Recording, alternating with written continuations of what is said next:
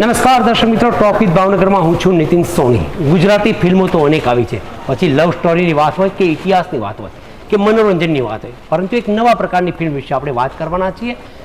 કહી શકાય કે મર્ડર મિસ્ટ્રીની આ ફિલ્મ છે, સસ્પેન્સ છે, થ્રિલર છે, પરંતુ ચોક્કસપણે એવું કહી શકાય આ ફિલ્મ શા માટે, એનો ઉદ્દેશ એ બધી જ વાત કરીશું. પરંતુ એટલા માટે કે ફિલ્મ છે એ સસ્પેન્સ છે. પરંતુ આપણી સાથે જોડ્યા છે કવિશા સંઘવી, એમની સાથે વાત કરવી છે, જે મુખ્ય પાત્ર લીડ કરી રહ્યા છે. ખાસ કરીને યાદેવી સર્વભૂતેષુ એવું નામ શા માટે અપાયું? યાદેવી સર્વભૂતેષુ નામ એના માટે અપાયું છે બિકોઝ જે દેવિકા છે એ અન્યાયની સામે જે રીતે લડત લડી રહી છે અને કઈ રીતની પ્રોસેસથી આગળ વધી રહી છે તમે જોશો તો ખ્યાલ આવશે. અને હું અત્યારથી કહી દઈશ તો મને ખ્યાલ છે કે કોઈ બી પબ્લિક થિયેટરમાં જઈને નહીં જોએ. પણ ફિલ્મમાં એક સાથે મેં જ્યાં સુધી જાણ્યું હતી, એક સાથે 15, 17, 20 લોકોના મર્ડરો થતા હોય છે. આ થીમની થિયરી શું છે? આ થીમની થિયરી એટલી જ છે કે તમે અત્યારે હિન્દી મૂવી જોવા જાઓ તો એનામાં મર્ડર આવે છે તો તમને બહુ જ નોર્મલ લાગે છે. અને અત્યારે ગુજરાતી મૂવી છે જેના રિમેક બને છે, ધારો કે હમણાં વર્ષનું રિમેક બન્યું શેતાન. આપણી ગુજરાતી મૂવી હવે આ પ્રકારના કન્ટેન્ટને એક્સેપ્ટ કરી રહી છે. તો આ એક અમારો નવો પ્રયાસ હતો લોકોને અમારા સુધી દોરવાનો. નો ડાઉટ તમને આના પરથી ખૂન શીખવાનું નથી, બટ જે છોકરી છે દેવિકા, જે 22 વર્ષની છે અને કઈ રીતે એની લાઈફમાં કેટલી પ્રોબ્લેમ્સ આવે છે અને કઈ રીતે એ આગળ વધી રહી છે તેના ઉપરથી તમને શીખવા બહુ જ મળશે. તો બધાને હું એક વિનંતી કરીશ કે યાદેવી સર્વભૂતેષુ થિયેટરમાં જઈને જુઓ. અમને તમને જેવું બી લાગે, ખરાબ લાગે તો ખરાબ, સારું લાગે તો સારું, એવા તમારા સાચા રિવ્યૂઝ અમને આપો. નારી શક્તિની વાત કરતા હોઈએ છીએ આપણે, સ્ત્રી સશક્તિકરણની વાત કરતા હોઈએ છીએ. જ્યારે અસુરોનો નાશ કરવાનો હોય છે ત્યારે દેવી કોઈ પણ સ્વરૂપે આવીને અસુરોનો નાશ કરતી હોય છે. વાસ્તવિકતામાં આ પિક્ચર કર્યા પછી કેવું લાગ્યું આપને? આ પિક્ચર મારા માટે ચેલેન્જિંગ રોલ હતો, હું એવું કહી શકું છું, બિકોઝ આ મારી ફર્સ્ટ મૂવી છે જે મેં લીડ કરી છે. અને એક જ મૂવીમાં તમને 9 રસ કરવાના હોય એટલે ડિફિકલ્ટ તો લાગે જ. અને જેવી રીતે સરે કહ્યું કે દેવિકા છે અને એ દેવીનું રૂપ લઈને આવી છે, પણ એનો મોટિવ શું છે એ તમને યાદેવી સર્વભૂતેષુ જોઈને ખબર પડશે. તો તમે ચોક્કસપણે જઈ અને થિયેટરમાં જુઓ. ગુજરાતી પ્રેક્ષકો ભલે મલ્ટીપ્લેક્સ સિનેમાઓ આવી ગયા છે, વાર્તાઓ બદલાઈ છે, કોસ્ચ્યુમો બદલાયા છે, તેમ છતાં આ ફિલ્મ જોવા માટે લોકો શા માટે આવે?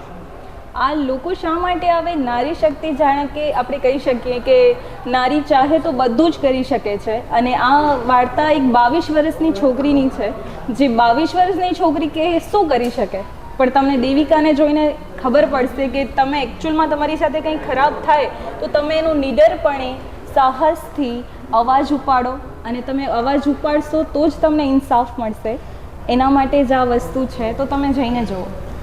મહિલાએ પોતાના સ્વ બચાવ માટે જ્યારે પોતાના માટે સ્ટેન્ડ જ્યારથી લેતા થઈ જશે ને, ત્યારે એમની સાથે કોઈ પણ માણસ કંઈ ખોટું કરીને નહીં જાય. અને તમે ચૂપચાપ સહન કરતા જ રહેશો તો બધાને એટલું સાહસ મળશે કે તમારી સાથે બીજી વાર કંઈક ખરાબ કરીને જાય. પણ તમે પહેલી જ વાર એને અટકાવી દેશો તો એ બીજી વખત કરવાની હિંમત નહીં કરે.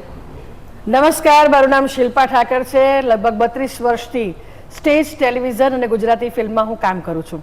અને સાથે સાથે નવા વિદ્યાર્થીઓને, નાટકના વિદ્યાર્થીઓને અને ફિલ્મમાં કામ કરતા વિદ્યાર્થીઓને તૈયાર કરવાનું કામ કરું છું. મેડમ, સૌથી પહેલો સવાલ છે યાદેવી સર્વભૂતેષુ. સામાન્ય રીતે શ્લોક તરીકે આપણે બોલતા હોઈએ છીએ, પરંતુ ફિલ્મમાં એનો ઉપયોગ કઈ રીતે થાય છે? સ્ત્રી શક્તિ છે અને સ્ત્રી જ્યારે છંછેડાય ત્યારે કોઈને છોડતી નથી. સ્ત્રીને ક્યારે અબળા ન સમજવી, સબળા સમજવી, આ અમારી ફિલ્મનું મેઇન એમ છે, હેતુ છે.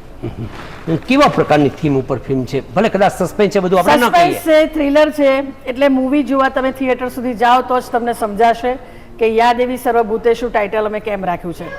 અને સસ્પેન્સ છે એટલા માટે અમે રિવીલ ન કરી શકીએ, પણ સ્ત્રી ધારે તો બધું જ કરી શકે છે. અને આજના જમાનામાં સ્ત્રીઓ જો અલગ અલગ ક્ષેત્રમાં આગળ હોય અને આપણા રાષ્ટ્રપતિ પણ જો મહિલા હોય, તો એક મહિલા તરીકે હંમેશા પોતાની સેફટી અને પોતાનું રક્ષણ કરવું એ પોતાના હાથમાં છે, એવી આમાં વાત વર્ણવવામાં આવી છે. વર્તમાન સમયની આપણે વાત કરીએ, પિક્ચરમાં તો આપણે કહીએ છીએ સ્ત્રી શક્તિનું જે પાત્ર છે દેવિકા, એ એક સાથે મર્ડરો એ બધું કરતું હોય છે, પરંતુ વાસ્તવિકતાની જે પ્રકારે અત્યારે આપણે વાત કરીએ છીએ એ મહિલાઓ પર અત્યાચારો થતા હોય છે, રેપની ઘટના હોય, અન્ય ઘટનાઓ છે, એમાંથી બચવા માટે મહિલાઓએ પોતાના સ્વરક્ષણ માટે આગળ આવવું પડશે. એ વાત બહુ સ્પષ્ટ છે. એમના માટે મહિલાઓ માટે સંદેશો શું? વર્ષોથી એવી વાત થઈ છે કે મહિલાઓએ પોતાની જાતે જ પોતાની સેફટી પોતાના હાથે કરવી જોઈએ, પણ સ્ત્રીઓ છે ને ક્યાંક ગભરાતી હોય છે. એમાં સમાજ અને ઘર જવાબદાર હોય છે. એટલે જ્યારે દીકરી જન્મે ત્યારે મોં બગાડવાને બદલે મોં મીઠું કરો અને દીકરીને એવી તૈયાર કરો કે એ પોતાનું રક્ષણ પોતે કરી શકે ને સમાજમાં એક જવાબદાર વ્યક્તિ તરીકે પગભર થઈ શકે. અને એજ્યુકેશનની દ્રષ્ટિએ પણ સ્ત્રીને વધારે ને વધારે જાગૃત કરો. અને બીજી વસ્તુ કે પોતાના રક્ષણ માટે એ કરાટે, જુડો અથવા તો પછી આપણી જે પણ ભારતીય તાલીમ છે લઈ અને પોતાનું સ્વ બચાવ કરી શકે એવી એને તૈયાર કરવી જોઈએ અને પગભર થતા સ્ત્રીને શીખવાડવું જોઈએ. ખાસ કરીને દર્શકો થિયેટરમાં જ આ પિક્ચર જોવા માટે આવે. આમ તો ઘણા ફિલ્મો આવ્યા છે ગુજરાતી. આ ફિલ્મમાંથી દર્શકોને શું મળશે? આ ફિલ્મમાંથી દર્શકોને એટલું જરૂર મળશે કે આમાં જેટલી પણ સ્ત્રી બતાવી છે એ દરેક ચેલેન્જિંગ છે. હું મારી વાત કરું તો મારો આમ ગ્રે શેડ છે, એટલે કે નેગેટિવ શેડ છે, પણ એમાં રંગા રાજવી તરીકે મેં ઉત્તમ અભિનય કર્યો છે. એટલે કહેવાનો મતલબ એ છે કે દરેકનું એક સરસ શેડ બનાવ્યો છે અને એ શેડ પ્રમાણે કામ કરે છે.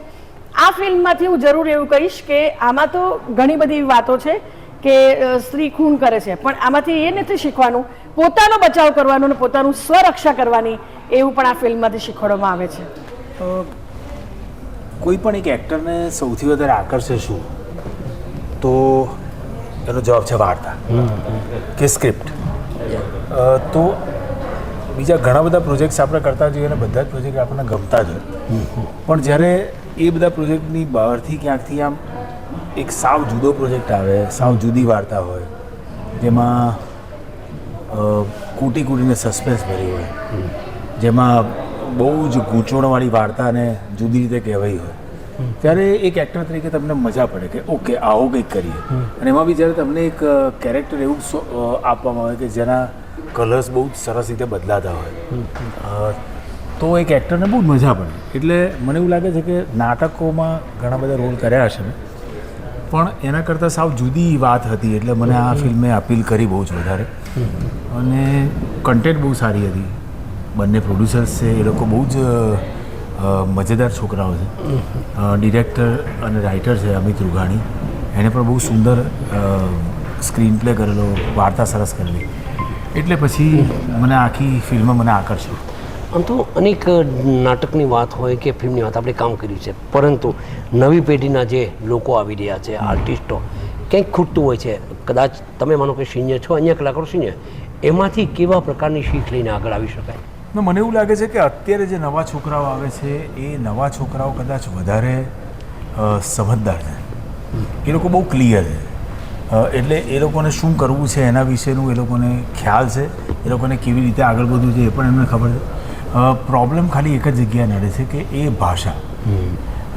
અને એમાં એ લોકોનો વાંક નથી. એ લોકો જન્મ્યા છે એવા સમયમાં કે જ્યાં બધી ગૂંચવણોવાળી ભાષા જ બોલાતી હોય, અને કદાચ એવું છે કે એ હવે એમની ગુજરાતી છે. એટલે કદાચ અમારા લોકોની ગુજરાતી થોડી જૂની થઈ ગઈ, ઓલ્ડ સ્કૂલ થઈ ગઈ. પણ બહુ જ ટેલેન્ટેડ છોકરાઓ છે બધા. ખૂબ કામ કરીને આવે છે, ખૂબ પોતાના રોલ પર મહેનત કરે છે અને દુનિયાભરનું એક્સપોઝર મેળવીને આવે છે. એટલે એને કારણે ગુજરાતી ફિલ્મો વાઇડ થઈ રહી છે. મારું નામ છે અમિત રમેશ રૂઘાણી. યાદેવી સર્વભૂતેષુ ફિલ્મ મેં લખી છે અને એઝ અ ડિરેક્ટર ડિરેક્ટ કરી છે. યાદેવી સર્વભૂતેષુ ફિલ્મની વાત કરીએ, સામાન્ય રીતે શ્લોકમાં આ શબ્દ હતો, બરાબર. એને એક વાર્તાના સ્વરૂપમાં ફેરવાયો. હા, શા માટે? એનું એકમાત્ર કારણ છે કે જ્યારે પણ આપણે સત્યયુગની કે કલયુગની કોઈ પણ યુગની વાત કરીએ, જ્યારે અસુરો જન્મ લે ને ત્યારે દેવીને આવવું જ પડે છે. તો આ કલયુગના અસુરો માટે એક દેવીએ જન્મ લીધો છે ફિલ્મની અંદર, એટલે અમને પર્ટિક્યુલર આ જ નામ સેટ થતું હતું કે યાદેવી સર્વભૂતેષુ. સસ્પેન્સ છે, મર્ડર મિસ્ટ્રી પ્રકારની ફિલ્મ છે, પણ લોકોને આનાથી શું મેસેજ મળશે? આનાથી લોકોને 100% એ મેસેજ મળશે કે કોઈ પણ સ્ત્રી આજના જમાનામાં પાછળ નથી. એ જે ધારશે એ પોતે એકલી પણ કરી શકશે, એમાં એને કોઈના સહારાની જરૂર નથી. જેમ કે આ ફિલ્મની અંદર ઘણી વસ્તુ એવી છે કે જે છોકરીના કંટ્રોલમાં નથી છતાં પણ એ પાર પાડે છે. તો એક કહેવાય ને સ્ત્રી સશક્તિકરણ માટે એક સારો મેસેજ છે. સતયુગ હોય કે કળિયુગ હોય, જેની આપણે વાત કરી છે, સ્ક્રિપ્ટની વાત કરવા જઈએ છીએ, કઈ બાબતોને ધ્યાન રાખીને આને લખવાય છે? અમે એ વસ્તુને ધ્યાન રાખી છે કે ન્યાય, મતલબ અન્યાય પર ન્યાયનો વિજય થાય છે હંમેશા. એ વસ્તુ પહેલાં ધ્યાન રાખી છે. અને બીજી વસ્તુ કે આ ફિલ્મને ફેમિલી સાથે જોઈ શકાય છે. ફિલ્મની અંદર વાયોલન્સ છે, મર્ડર્સ છે, પણ એ બધા ન્યાય માટે છે. તો એ વસ્તુનું ખાસ અમે ધ્યાન રાખેલું છે. સામાન્ય રીતે ગુજરાતી ફિલ્મોનો એક જૂનો બીબો હતો, જૂની સ્ટાઇલો હતો, એમાંથી કંઈક નવી પ્રકારની ફિલ્મ આવી રહી છે.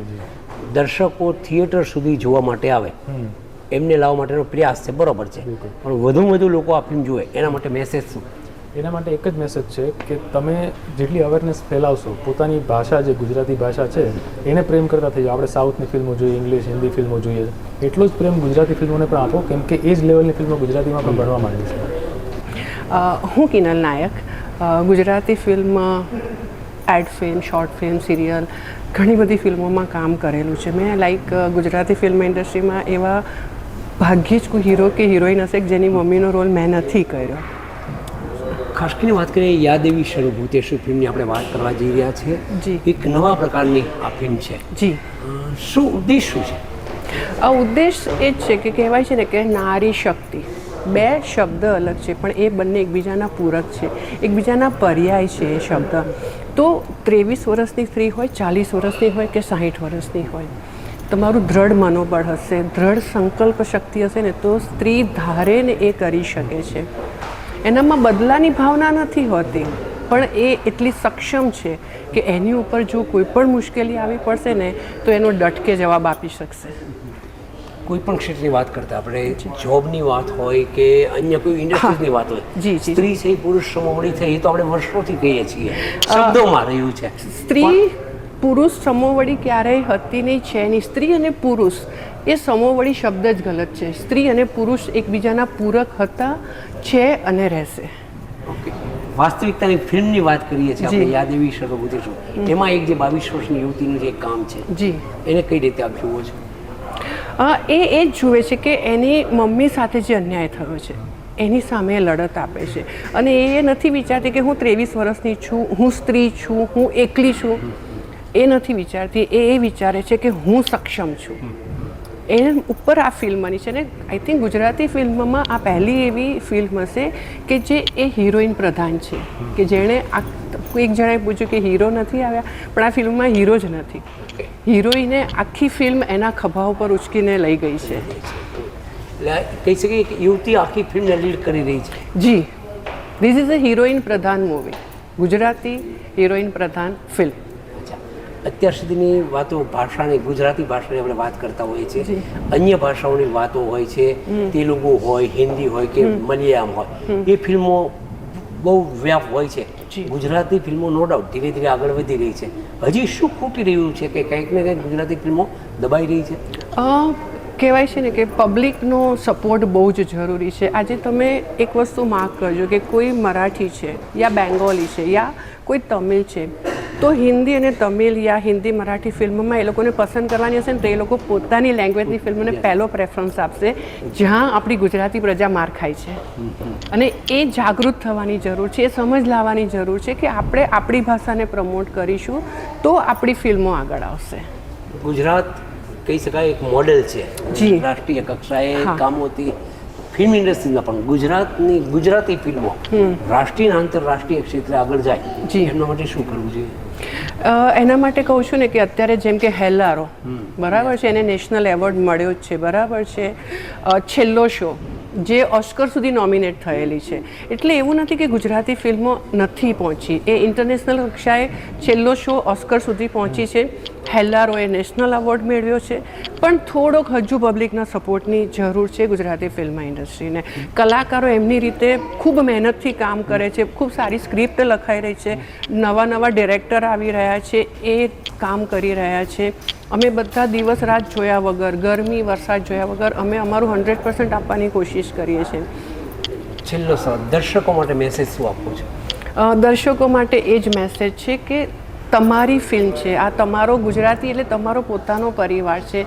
તમે ફિલ્મ જુઓ છો તો બીજા 10 જણાને કહો, તમારા ફેમિલી, ફ્રેન્ડ્સ, પડોશીને કહો અને થિયેટર સુધી એ લોકોને મોકલો.